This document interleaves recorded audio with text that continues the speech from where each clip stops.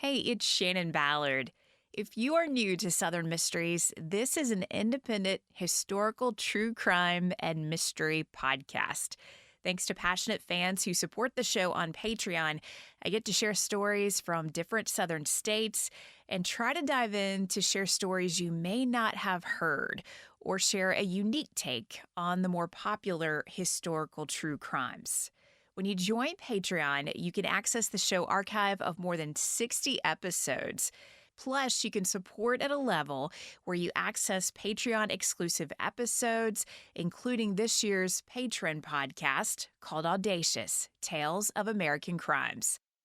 Today's episode is an updated and expanded version of a story from the Southern Mysteries Archive that was originally featured in April 2018.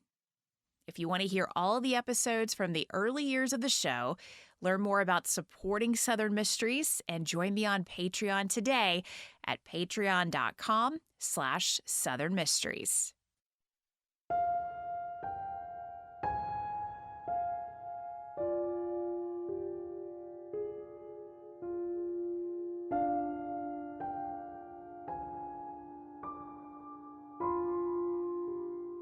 A wise man once said family is a haven in a heartless world. But what happens when your family is the heartless world and you have no safe haven? Sisters Caroline Martin, Virginia Wardlaw, and Mary Snead were the most terrifying examples of the word family. They left a long trail of devastation and death of their family members from Kentucky to Tennessee and Virginia on to New Jersey, where they were implicated in the mysterious death of a young family member. Welcome to Southern Mysteries, exploring history and mysteries of the American South. I'm your host, Shannon Ballard. This is the mystery of the Three Sisters in Black. Family dynamics can be complicated, often disappointing, when you realize some members of your family can't be trusted or don't want to be part of your life. For some, the only option is to set firm boundaries for themselves, and that can mean walking away from people who hurt you. After all, family can transcend blood relation. It's a title given to the people who love you, stand by you no matter what. But for a young woman named O.C. Snead, her family members were the ones who robbed her of any chance of freedom in this world and took her life in November 1909. Oceana Snead, or O.C., as her family called her, was the daughter of Robert Maxwell Martin and Caroline Wardlaw Martin.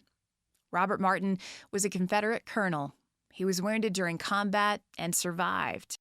Later in the war, he led a Confederate plot to burn New York City to the ground. When the plot failed, he eluded capture and went on to conspire to kidnap Vice President Andrew Johnson.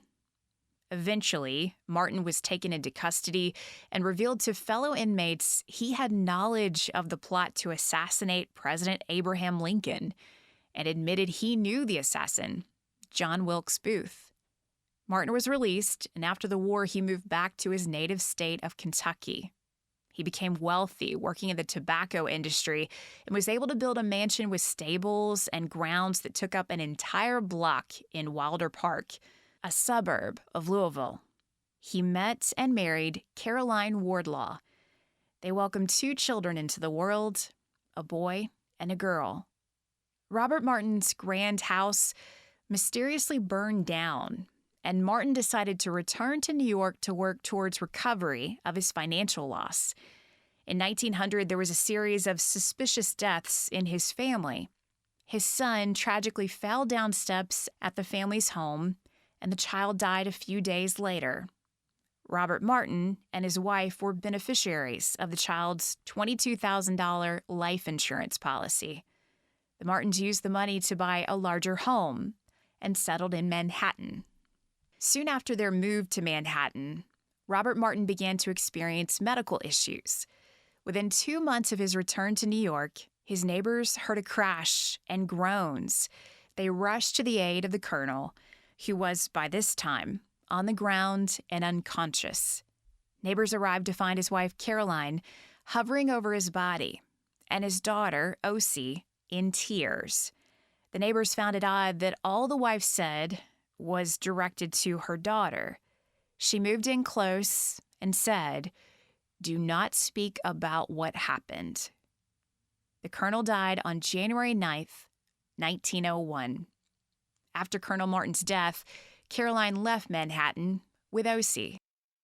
Caroline's sisters, Virginia Wardlaw and Mary Snead, were educators at Soule College in Murfreesboro, Tennessee.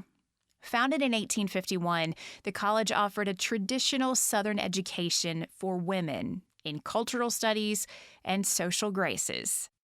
School officials credited the leadership of Virginia Wardlaw and Mary Snead for the continued growth and success of the school at the turn of the century. Virginia served as president, and Mary helped with administration and enrollment. The sisters were, at the time, two names synonymous with distinction in education and had been described by peers as brilliant women of fine character and gentle demeanor. But the reputation of these sisters would be called into question when Caroline Martin moved to Murfreesboro with her 16-year-old daughter, Osie. In 1903, Caroline purchased the title to the college for $9,000. She transferred title to her sister, Virginia Wardlaw, for $4,000, with a mortgage of $5,000. Caroline's only request was that she manage the school's finances while Virginia and Mary focused on the administration. Osie Snead was enrolled in the school, and two of Mary Snead's sons, John and Fletcher, moved to Murfreesboro to join the faculty at Soule College. Those who knew Virginia and Mary before their sister moved to town said that once Caroline arrived, Virginia and Mary changed, and strange things started to happen. All three sisters began wearing black mourning clothes with heavy black veils. Locals took to calling them the Three Sisters in Black. Rumors swirled about strange activity on the college grounds, including the women chanting as they roamed the halls of the school. There were even concerns the Three Sisters in Black were involved in the occult. Rumors about the sisters' strange behavior spread around town quickly. A carriage driver the sisters frequently hired to drive them to Evergreen Cemetery reported the sisters always made him stop at the cemetery's edge while they walked farther into the grounds. One night, he decided to carefully follow them, and he claimed what he saw that night made him feel fear he had never felt in his life. In the dim moonlight, he said he watched the sisters gather around a grave, make gestures skyward, and murmur incantations which he could not understand. All he knew is how it made him feel. He felt a chill. His whole body shook, and he felt evil was near.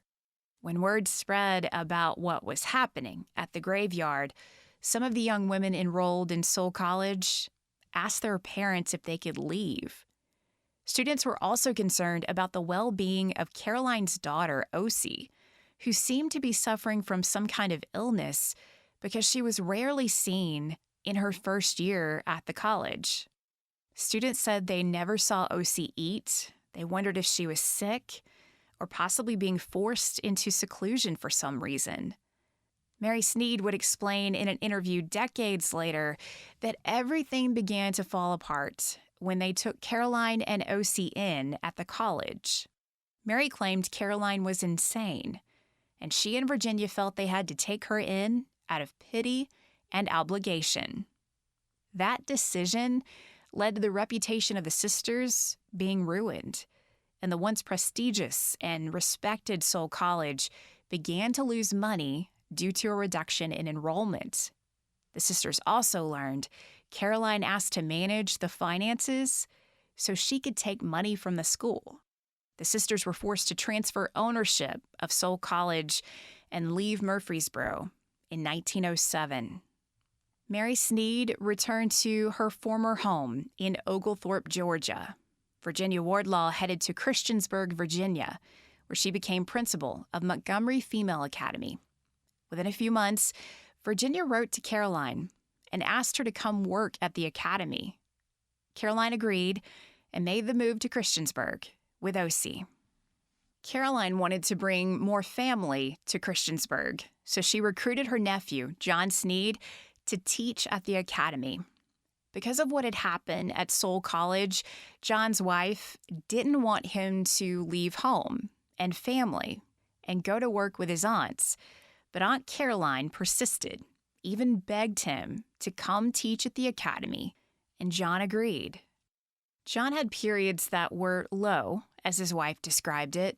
Perhaps feeling he could serve a purpose at the college was his motivation for accepting the job and moving the family to Christiansburg. John made the move first. Caroline traveled to meet him and make the journey to Virginia with him by train. At some point in the journey, something went horribly wrong. John Snead was either pushed off the train near Roanoke, Virginia, or as the train conductor believed, he jumped. Amazingly, he survived. Soon after he began work at the academy, he fell into a cistern. A nearby caretaker heard the commotion and was able to save John from drowning. Weeks later, students and faculty were awakened in the dead of night when they heard screams. They found John Snead in his bed on fire. His bedclothes had been soaked in lamp oil before the clothing was set on fire. This time, there was no saving John Snead.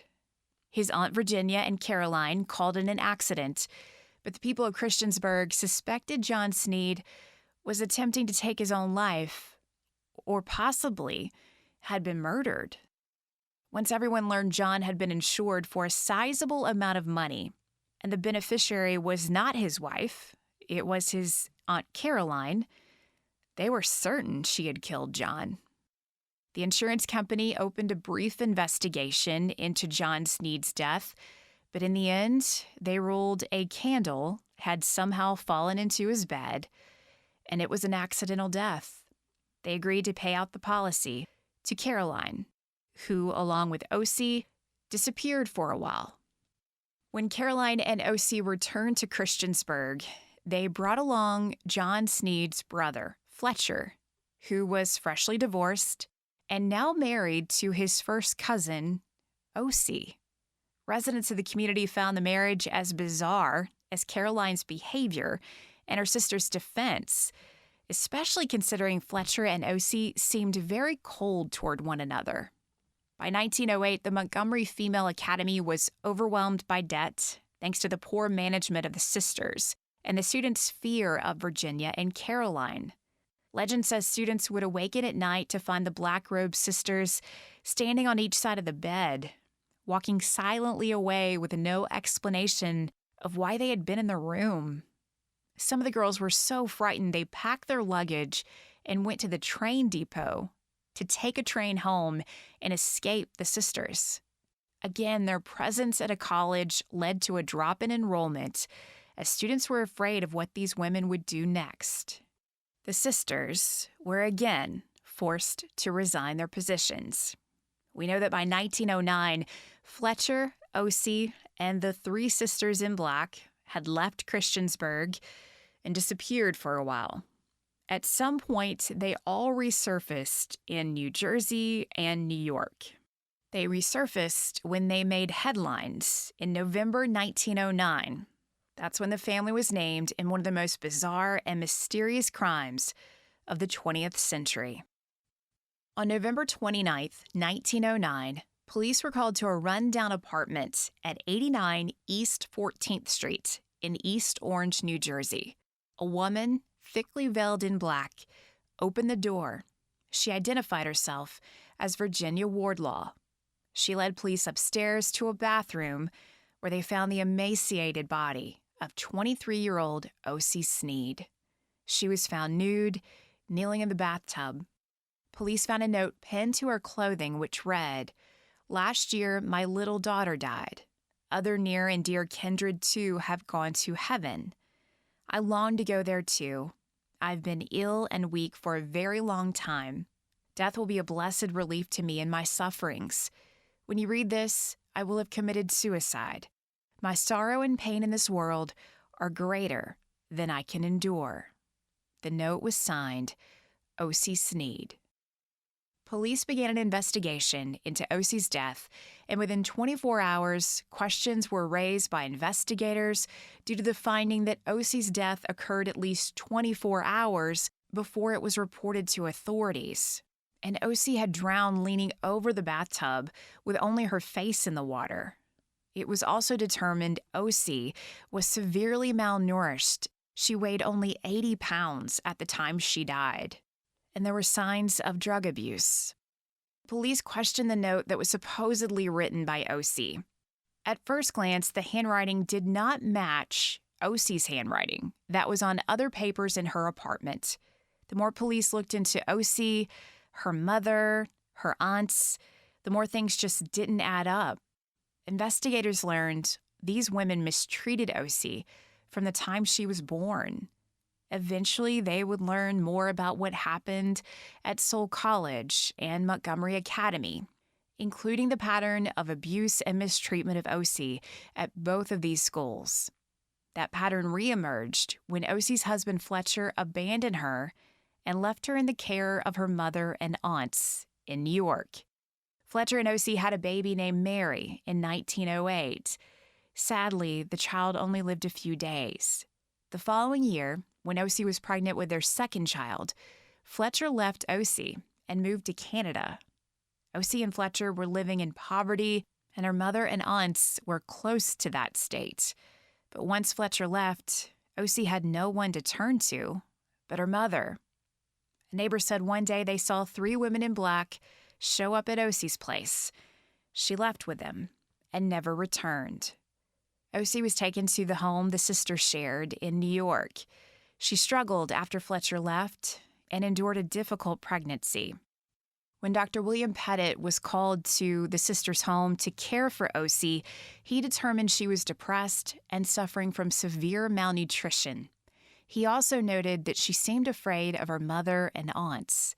Each time he visited, Dr. Pettit found the instructions for O.C.'s care were not followed.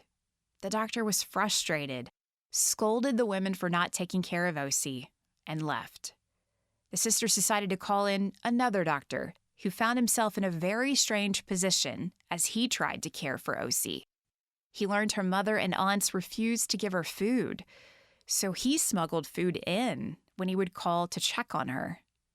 After O.C. gave birth to her son David in August 1909, the sisters refused to let the doctor check in on O.C. He was so worried about his patient, he climbed through a window to check on her. Her Aunt Virginia caught him and threw him out. The doctor later learned the sisters in black had taken O.C.'s baby from her and placed the child in an orphanage.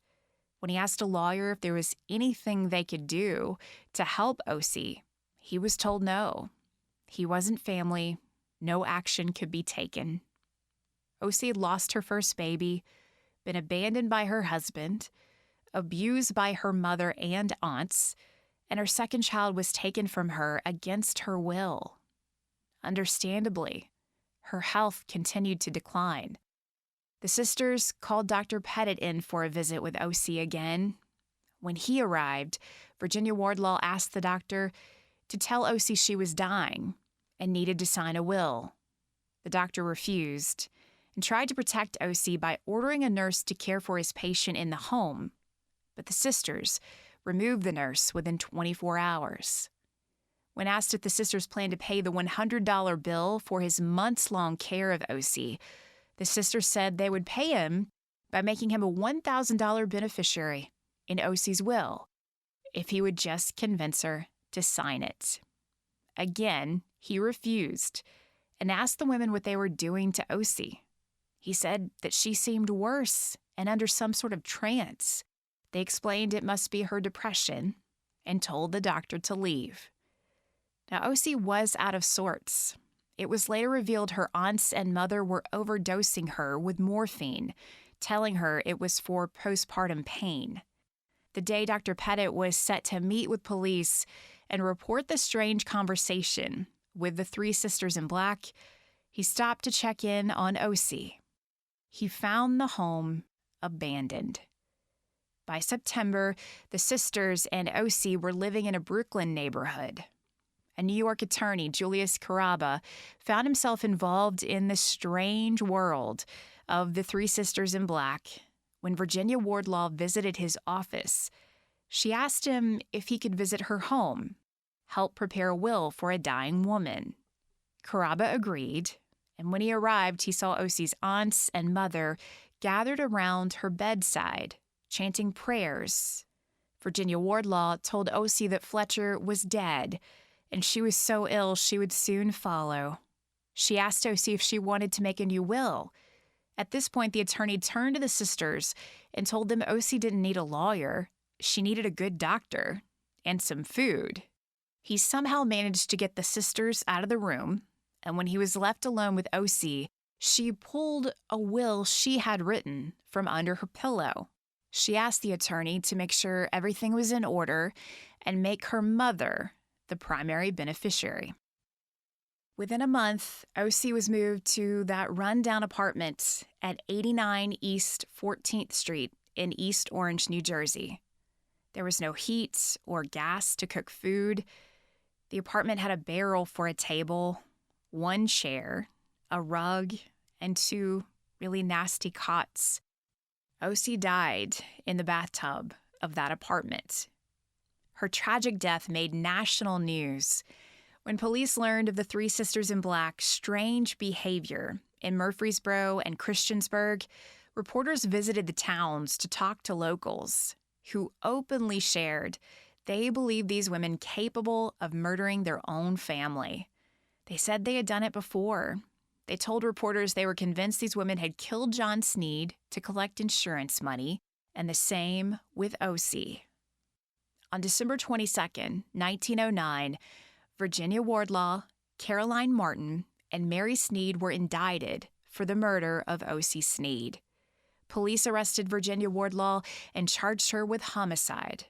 As authorities continued their investigation, they spoke with witnesses who saw more than one female figure in black garb enter O.C.'s apartment in the 24 hours after her death, before police had been notified. Ultimately, the state was able to get their indictment and trial date because of key evidence police found in O.C.'s apartment. They found several drafts of suicide notes signed by O.C. Snead, but the handwriting matched the writing of O.C.'s own mother, Caroline Martin. Soon after Virginia Wardlaw was arrested, police located and arrested Mary Snead. Caroline Martin evaded authorities for over 2 weeks before she was arrested. Pretrial proceedings were extensive and often disrupted by the outbursts and antics of Caroline, who always wore her black veils and black dress. The media covered every moment with daily updates about the sisters in black, referring to the case as the Bathtub mystery.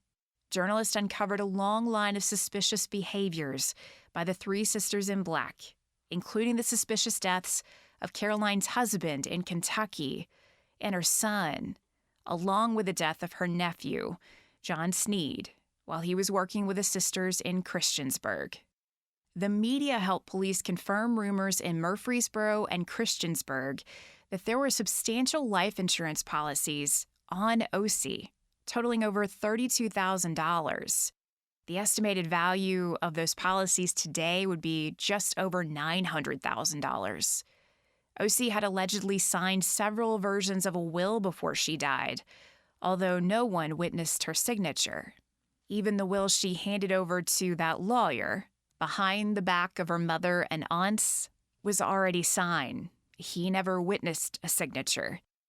You may wonder what O.C. had to include in a will that everyone seemed to want, especially considering the state of the apartment where she died. O.C. owned real estate in several southern states, and in storage in the South, she had furniture and jewelry that was very valuable. The death of O.C. and questions surrounding her family's involvement was of particular interest in Virginia due to the family's connection to the state. On December 7, 1909, a Times-Dispatch headline read, "Chain of crimes may be unearthed. Insurance policies heaped on members of Wardlaw family." What followed was an article speculating the three sisters in black had been responsible for other crimes, and the sisters were in desperate need of money. Here's a portion of that article. Insurance companies made public today a mass of evidence which showed the death of Mrs. O.C. Snead came at the very moment when the Wardlaw family was about to be overwhelmed with a pyramid of policies heaped on various members of the family. It was also pointed out the body of young Mrs. Snead was found dead in a bathtub in a lonely New Jersey apartment on the very day which ended the Wardlaw family's lease on that house. Not only was the insurance on this woman about to lapse because of a staggering load of loans obtained to pay premiums, but the family was found involved in a chain of insurance on three brothers, cousins of the dead woman, all of whom have died or disappeared suddenly. Maximum loans have been made on all of the life insurance policies on O.C.'s life. Two, furthermore, were threatening to lapse on account of failure of the payment on premiums. And at the very time the insurance companies were threatening to wipe out insurance for failure of the payment on premiums, the family was practically starving to death. The Times-Dispatch also reported that just a day before O.C.'s death, Virginia Wardlaw paid the premiums on three $5,000 life insurance policies in O.C.'s name. It also claimed Virginia had attempted to buy chloroform from a local drugstore, and that an investigation by reporters revealed O.C. lived in constant fear of her mother and aunts. Journalists carried a lot of weight in this investigation because during the trial, O.C.'s husband Fletcher, who the sisters in black claimed had died, was tracked down by a journalist, not by police. Fletcher Snead was found in a lumber camp in Canada, where he had been working under an assumed name. He was investigated as a suspect in O.C.'s death, but police found no incriminating evidence against him. On August 19, 1910, newspapers shared an update on Virginia Wardlaw, who was awaiting trial, writing, "Virginia Wardlaw has died. Death was due to starvation. The fate of the woman in this respect paralleled that of her alleged victim." Months later, O.C.'s mother, Caroline Martin, faced trial. Despite objections, her lawyers attempted an insanity defense, but the court found Caroline competent. The jury learned that when Caroline was asked by police why she didn't report the death of her daughter immediately, why wait 24 hours, Caroline replied that she was just trying to respect the bathroom privacy of her daughter. But the doctors who had been called in to care for O.C. Snead provided testimony that proved critical to the case, to proving O.C. Snead was mistreated by her mother and aunts, and that she lived in constant fear of them. Caroline Martin was found guilty of manslaughter and sentenced to 7 years in state prison on January 24, 1911.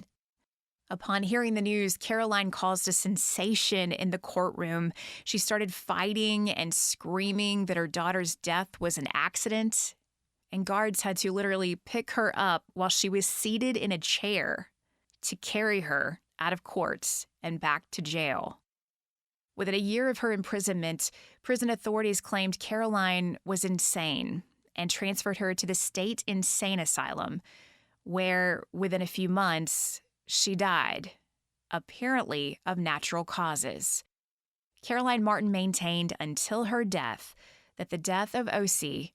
was an accident, and she was not involved. Eventually, O.C.'s aunt, Mary Snead, pleaded guilty to manslaughter, and due to the fact there was no evidence of Mary's direct involvement in the death of O.C., she was released on a technicality to the custody of her son, who took her back to his ranch in Colorado. But Mary's story does not end there. She came forward 17 years later and went public about the story of the sad, and as she referred to it, mysterious death of O.C. Snead. She was interviewed by a Murfreesboro newspaper. The reason Mary came forward was because there was money involved. In 1930, a lockbox was opened at the First National Bank of Murfreesboro, the town where the sisters worked together at Soule College. No one knows why someone at the bank decided to open the lockbox, but when it was opened, the bank employee found 3 loose diamonds, 2 diamond-studded gold brooches, a small black pouch, and 1 fingerless black mitt. Pinned to the mitt was a tag with the name Virginia Wardlaw. The diamond and jewelry inside were estimated at about $2,000, which would be close to $34,000 today. The media once again went crazy over the case of the 3 sisters in black and the mystery of the contents of that lockbox. Who did it really belong to? The sisters? Perhaps another victim? Mary Snead came out of seclusion to claim the valuables in that lockbox. In an interview with the Murfreesboro News Banner, Mary said she was glad the diamonds had finally been found and went on to awkwardly explain the jewels had been stolen by a student she claimed to know, but refused to identify to protect them. Mary assumed the thief must have had a conscience and decided to deposit the stolen items in a lockbox so that they could eventually be returned to the sisters. Since her sisters Caroline and Virginia had both passed, she was the rightful heir. Mary Snead's explanation was mocked by national papers. No one fell for it. Those who knew the sisters believed the lockbox was an attempt by Virginia Wardlaw to prevent her sisters from squandering the last of the family's wealth. Mary Snead and 2 distant Wardlaw family members tried to make a claim to the jewels, but the family owed a lot of money to a lot of creditors from the past, and those creditors stepped up to claim the money to pay off debts. In 1909, journalist Ada Patterson referred to the Bathtub mystery and death of O.C. Snead as a horrible modern ghost story, more dreadful than the most gruesome of tales, and the motive and the cause was money and meanness. For these 3 sisters in black, money mattered more than life. That much is true. As to their decision to always be dressed in black, the reporter also had a theory on this choice, writing, perhaps they mourned for loved ones gone or for those they knew were about to go. Southern Mysteries is created and hosted by me, Shannon Ballard. You can find sources for this episode and learn more about the show at southernmysteries.com. Thanks so much for listening.